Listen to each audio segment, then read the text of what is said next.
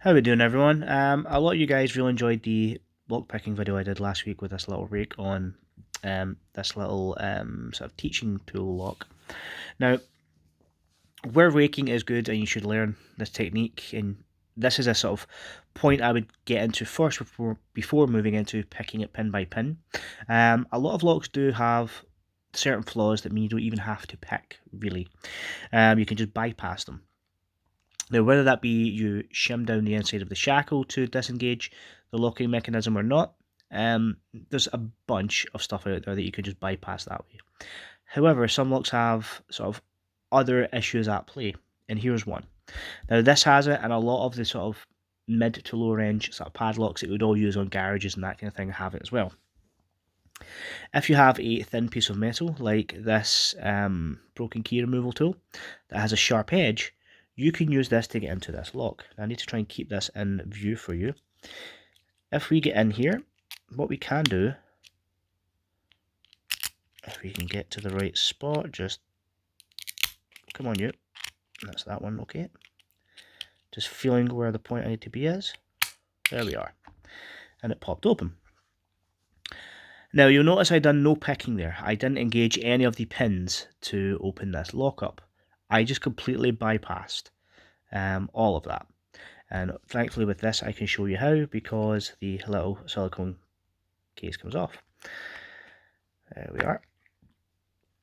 Now, basically how this locks is you have a sort of little dual mechanism here. There's two springs.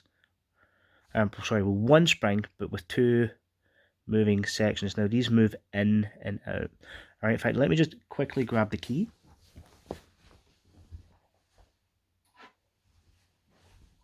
And I'll show you exactly how this works. So when this barrel rotates, it pulls each of those little bars in, and those just hold the shackle locked. Okay, that's your locking mechanism. Alright, so if we can get past this whole lock and get a hold of that, we can open this up. Now, a lot of lock companies and a lot of lock manufacturers will put a little blocker bar here, so you can't really get your pin up and in to move it around. This, however, doesn't. And a lot of these sort of, again, the mid to lower range padlocks out there. There are a few higher end ones that have the same, but that doesn't happen too often. But if you can get your pick in there to grab hold of these and move them, you can open this lock up. So let me show you. If you take the sharp end of that pick and put it into your lock, now I will move it up, and I'm just going to push it into, I'm trying to hold it this way so you can see it, push it into that panel and move it over. So you can see that that comes up, and where the shackle would normally lock, it binds against the pin because this spring has pushed up slightly. Again, this is just because this is cheaper made and there's a bit of slop and it's moved. Again, mid to low range mostly will do that.